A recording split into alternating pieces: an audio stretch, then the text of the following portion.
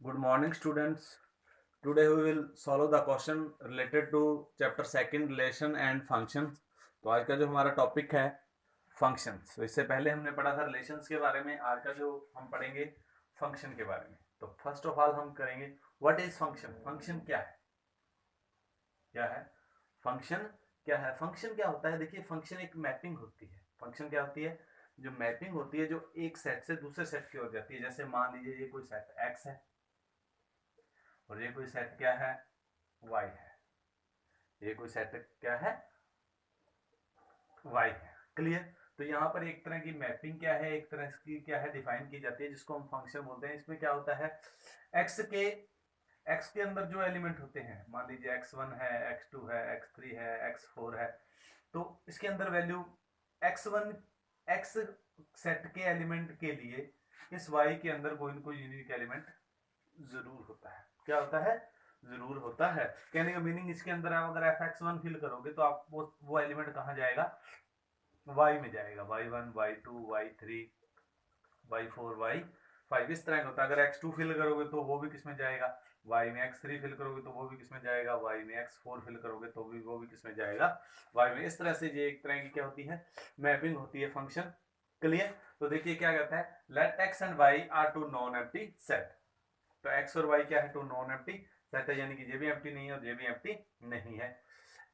A subset of x cross y, x Cartesian product y, यानी कि x और y का कोई भी सबसेट, कोई भी any subset, A set of subset, यानी कि x क्रॉस y के जो भी सबसेट होगा उसको हम फंक्शन बोलेंगे। कब? x क्रॉस y के जितने भी सबसेट बनेंगे उनको हम फंक्शन बोलेंगे। कब? जब हमारी ये कंडीशन होल्ड कर जाता है, फंक्शन बोलेंगे x टू y। फंक्शन बोलेंगे हम x टू y। जैसे ये लिखा है f फंक्शन है x to y if each element of x, यानी कि x के हर एक एलिमेंट के लिए, x के हर एक एलिमेंट के लिए देयर एग्जिस्ट। एग्जिस्ट मीन जहां पर यूनिक एलिमेंट y के अंदर कोई ना कोई एलिमेंट जरूर होगा। x के हर एक एलिमेंट के लिए y में कोई ना कोई एलिमेंट जरूर होगा। सच दैट क्या है, x और y किसको बिलोंग करते हैं, फंक्शन को। यानी कि आप इसको लिख सकते हो y is equal to f of x. Clear? तो ये हो गया आपका फंक्शन। तो फंक्शन क्या होगा, फंक्शन एक मैपिंग होगी जिसमें क्या होता है, एक set x to y, function is a mapping from set x to y, कोई भी any subset of x cross y, उसको हम फंक्शन बोलेंगे। कब? जब ईच एलिमेंट ऑफ x के लिए y के अंदर कोई ना कोई यूनिक एलिमेंट जरूर एग्जिस्ट करेगा, सच दैट क्या हो जाए, y is equal to f of x हो जाए। क्लियर? उसके बाद है image and pre image. Image क्या होता है, देखिए, x की x1 के लिए y के अंदर कोई ना कोई यूनिक एलिमेंट है।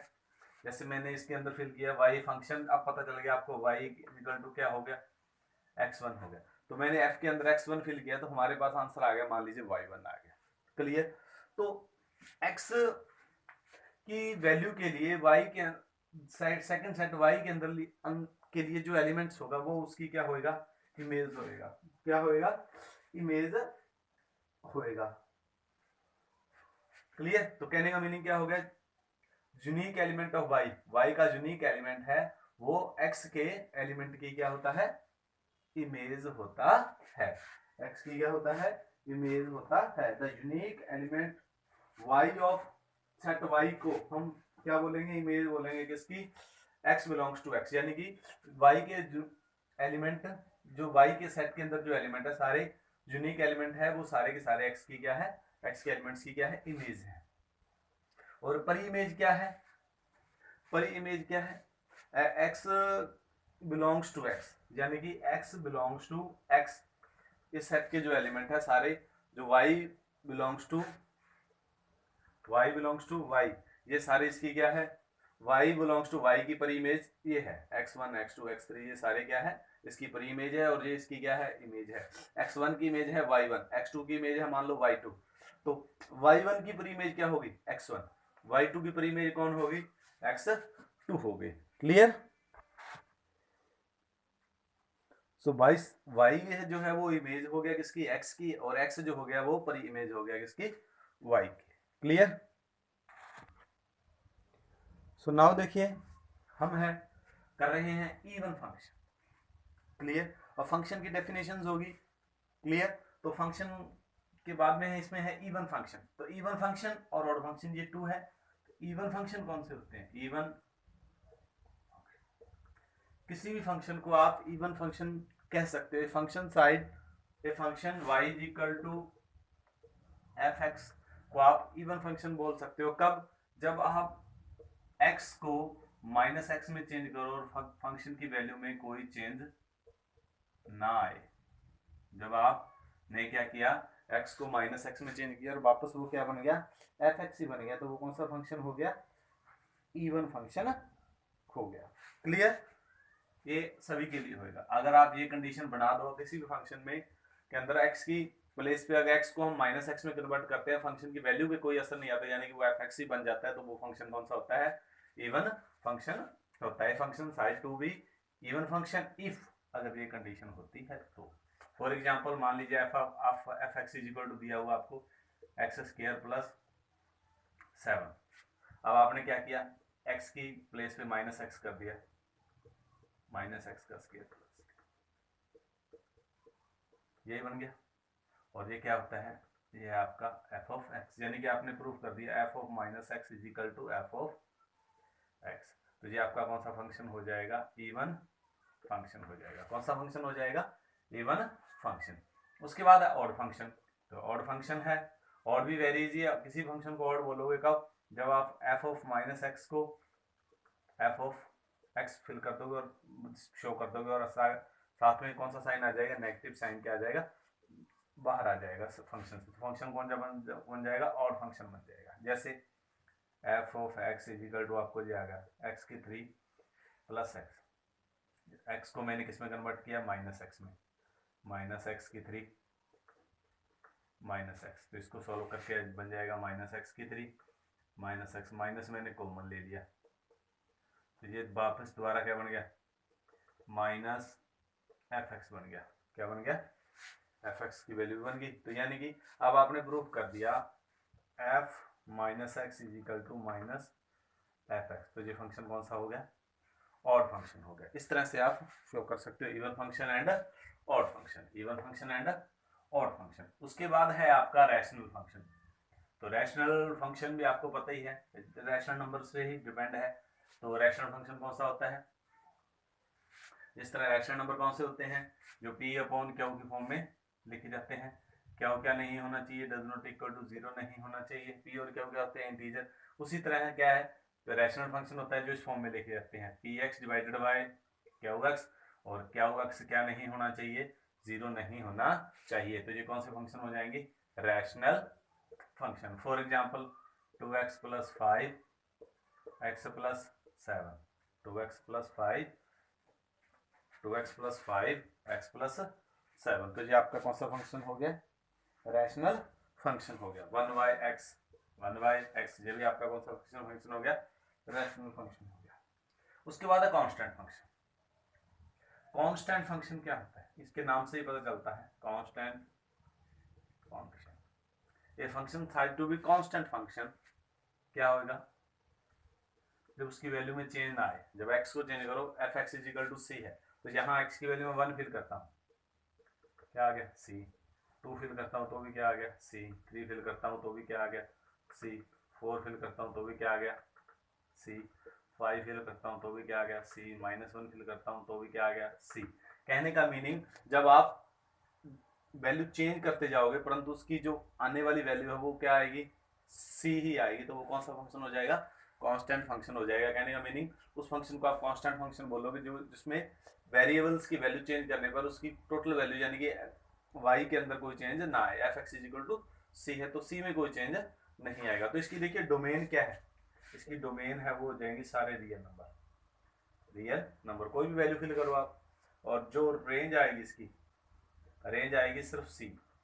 क्या आएगी रेंज? क्या है रेंज में? क्या आएगी? सिर्फ एलिमेंट क्या आएगा? सी आएगा। सिर्फ एलिमेंट क्या आएगा रेंज के अंदर? सी आएगा। क्या आएगा? सी आएगा। और डोमेन में क्या आ जाएंगे? सारे रियल नंबर आ जाएंगे। सो नेक्स्ट है मॉडुलस फंक्शन।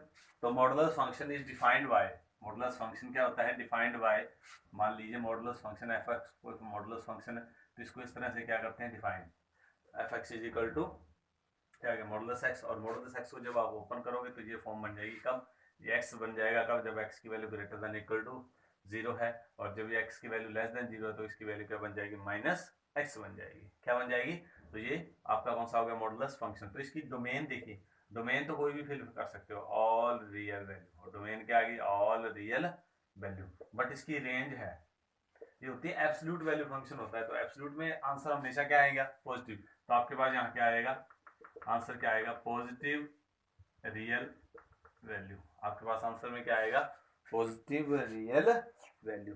क्या आएगा आंसर में, पॉजिटिव रियल वैल्यू। या इसको लिख सकते हो all non negative real number, इसको क्या लिख सकते हो, all non negative real number. ये इसकी क्या आ जाएगी, रेंज, और डोमेन में क्या आ जाएंगे, all real value of x. तो डोमेन में क्या आ जाएगी, all real values of x, कोई भी रियल वैल्यू आप फिल कर सकते हो। क्लियर। नेक्स्ट है लीनियर फंक्शन। तो लीनियर इसके नाम से पता चल रहा है। तो लीनियर फंक्शन क्या होता है, linear function defined Y in an equation form. तो इस लीनियर फंक्शन में क्या होता है, इसको एक इक्वेशन फॉर्म में लिखा जाता है, जैसे y is equal to F X, मैंने क्या लिख दिया, A X plus B. Linear, linear means power maximum कितने होनी चाहिए, 1। तो ये क्या है, लीनियर फंक्शन बन गया। क्या बन गया, लीनियर फंक्शन। इसको मैं ये भी लिख सकता हूँ, y is equal to A X plus B. तो क्या बन गया, लीनियर फंक्शन बन गया। और जब इसको ग्राफिकली ड्रॉ करोगे आप, तो लाइन बिल्कुल क्या बनेगी, ऐसे स्ट्रेट बनेगी, लाइन बिल्कुल क्या बनेगी, स्ट्रेट। इसलिए इसको कौन सा ग्राफ बोलते हैं, फंक्शन, लीनियर फंक्शन बोला जाता है। तो डिफाइंड बाय क्या होता है, इक्वेशन फॉर्म में होता है, ए डज नॉट इक्वल टू, ए और बी दोनों क्या होते हैं, यहाँ पे कोई ना कोई रियल नंबर होते हैं, और ए क्या नहीं होना चाहिए, डज नॉट इक्वल, ए क्या होना चाहिए, डज नॉट इक्वल टू 0 होना चाहिए। ए क्या नहीं होना चाहिए, 0 नहीं होना चाहिए। तो ये आपका क्या बन जाएगा, लीनियर फंक्शन बन जाएगा। क्लियर। जब आप x की वैल्यू फिल करोगे तो आपके पास क्या आएगी, y की वैल्यू आएगी। जब आप यहाँ x की वैल्यू फिल करोगे तो वैल्यू किसकी आएगी, y की। तो y की वैल्यू क्या है, ये ax प्लस बी। क्लियर। तो इसको आप स्लोप इंटरसेक्ट फॉर्म भी बोलते हो। कौन सी फॉर्म इसको बोलते हैं, स्लोप इंटरसेक्ट फॉर्म भी बोल सकते हो। जब हम इसका ग्राफ बनाएंगे ना, तब इसको बोलते हैं स्लोप इंटरसेप्टेड फॉर्म। तो ये एंगल होता है वो क्या होता है, थीटा होता है। क्लियर। तो ये जो पॉइंट होते हैं, तो ये अलग अलग पॉइंट होंगे एक्स एक्सिस और वाई एक्सिस के अलोंग। ठीक है जी। तो ये हो गया आपका लीनियर फंक्शन। उसके बाद है जी आपका, नाउ देखिए है greatest integer function. Greatest integer function. तो ग्रेटेस्ट इंटीजर फंक्शन क्या होता है, देखिए greatest integer function defined by this y is equal to F X. इस तरह से इसको क्या क्या है, डिफाइन किया जाता है, y इज इक्वल टू, इस तरह से। ये क्या है, ग्रेटेस्ट इंटीजर फंक्शन का क्या है, सिंबल है। तो इसमें क्या होता है, इसका क्या मीन्स है, द ग्रेटेस्ट इंटीजर मीन्स ये है, इसके लिए कोई ना कोई n जरूर एग्जिस्ट होएगा, x के लिए कोई ना कोई n जरूर होएगा, सच दैट वो जो n है वो लेस देन होएगा या इक्वल होएगा किसके, x। क्लियर। इस x से छोटा इंटीजर आपके पास क्या होएगा, एग्जिस्ट करेगा। छोटा क्या एग्जिस्ट करेगा, इंटीजर एग्जिस्ट करेगा n, सच दैट क्या हो जाएगा, n है लेस देन इक्वल टू क्या हो जाएगा, x। इसमें क्या होता है, देखिए जब आपने मान लीजिए आपने 3.5 फिल कर दिया इसके अंदर x की वैल्यू, तो x की वैल्यू क्या आ गई 3.5। तो इसके अंदर ग्रेटेस्ट इंटीजर आपके पास कितना आएगा, 3 आएगा। तो 3 है वो, 3 है वो लेस देन इक्वल टू क्या है, 3.5 है। तो ये कंडीशन वो क्या कर रहा है, होल्ड कर रहा है। क्लियर। उसी तरह 3.6 लोगे तो भी कितना आएगा, इसमें से 3.7 लोगे तो भी कितना आएगा, 3.8 लोगे तो भी इसमें से कितना आएगा, 3 आएगा। यानी कि इसके अंदर से पूरा इंटीजर बाहर आना है, और ये ग्रेटेस्ट है। इससे स्मॉल 3.5 से पहले कौन सा इंटीजर है जो कंप्लीट अपन है, तो 3.5 से पहले क्या आएगा, 3।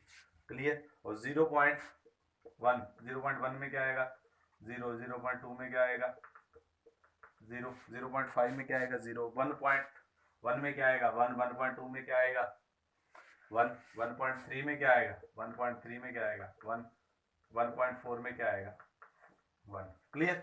तो इस तरह से आप ग्रेटेस्ट इंटीजर्स में क्या वैल्यू फाइंड कर सकते हैं।